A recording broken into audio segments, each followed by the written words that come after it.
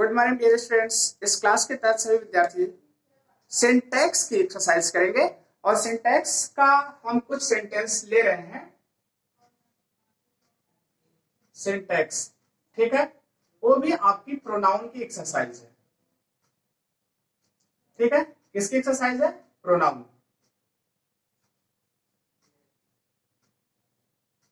अब आपको ये ध्यान देना है कि आपको प्रोनाउन की एक्सरसाइज किस प्रकार से करनी है। ठीक, चलिए हम करते क्या है यहाँ पर, अब इसको ध्यान दीजिए। हम कुछ सेंटेंस लेते हैं और उसको एक्सरसाइज के माध्यम से बताते हैं, क्योंकि आपका प्रोनाउन बताया गया है टॉपिक। ठीक, और इसमें हम बताते हैं आपको किस रूल का फॉलो करके हम इसको बना रहे हैं। 1 2 3 4 5 आपको 5 सेंटेंस हम बताने चल रहे हैं, आप इसको ध्यान दीजिए। जैसे लिखा गया, it is not me, it is not me.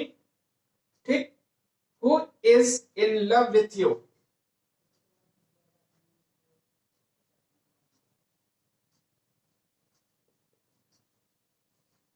आपका एक सेंटेंस है, it is not me who is in love with you. ठीक, अब आपको देखना है क्या करना है। इट इज नॉट मी लिखा है, ठीक है। कभी भी इसके बाद सब्जेक्ट आता है, ध्यान दीजिएगा क्या होगा, इट इज नॉट आई होगा पहली चीज, आपको ध्यान रखना है। मी नहीं होगा, क्या होगा? आई। जब भी इट्स मतलब आता है सब्जेक्ट तो क्या लेता है? आई लेता है। इसके बाद हु आपका रिलेटिव प्रोनाउन हुआ, यहां पर देखिए इज लिखा गया ना, और रिलेटिव प्रोनाउन आई के लिए यूज किया गया है, इसलिए क्या हो जाएगा? I am in love with you. अब आपको ये चीज पता हो जाना चाहिए। इस सेंस में अगर हम देखते हैं तो यहां पर क्या आएगा? आई होगा, जो कि इट हमारा क्या है? इंट्रोडक्टरी वर्ड है, ये सब्जेक्टिव केस लेता है। यहां पर मैंने आई किया। हु रिलेटिव प्रोनाउन है, आई के लिए यूज किया गया, इसलिए हु के अनुसार जो वर्ब लगेगी यहां पर क्या आएगी? एम। इसको आपको ध्यान में रखना है।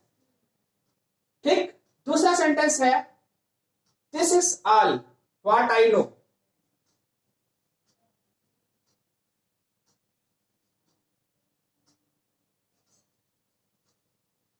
What I know. ठीक, सिंपल सा सेंटेंस है, कोई दिक्कत नहीं। अब आपको सही करने हैं। अब क्या है, ये भी देखिए रिलेटिव प्रोनाउन से रिलेटेड है। आल के साथ देखिए वर्ड का प्रयोग किया गया है।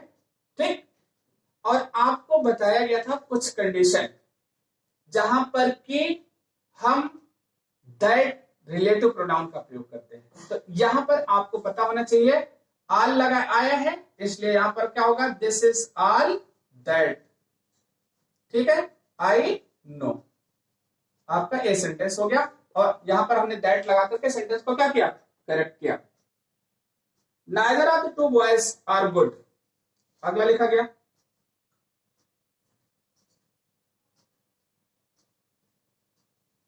neither of the two boys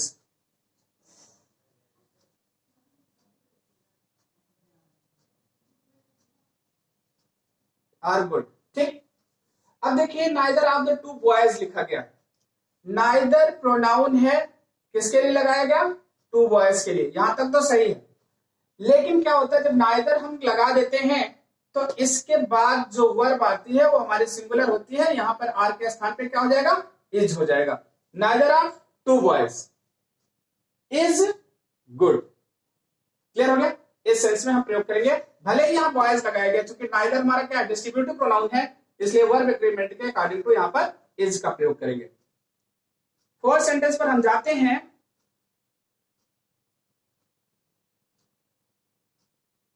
चलिए, ईच बॉय शुड ओबे his parents. Each boy should ओबे हिज पेरेंट्स।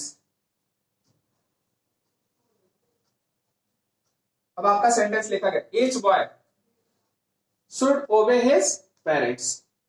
ठीक, तो अगर हम इस सेंटेंस पर जाते हैं तो ईच बॉय लिखा गया। ठीक, तो ये सेंटेंस आपका करेक्ट तो है, लेकिन अब यहां पर एक चीज ध्यान रखना है आपका।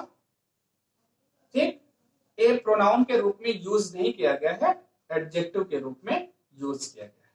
ठीक है, इसलिए अगर यहाँ पर दियर लगाया गया होता तो गलत होता, लेकिन हिज लगाया गया, बॉय सिंगुलर है क्योंकि ईच हमारा एडजेक्टिव के रूप में यूज किया गया है। हाँ, बस प्रोनाउन के रूप में अगर आपको यूज करना है इसमें क्या हो जाता, ईच ऑफ, ठीक है, द बॉयज,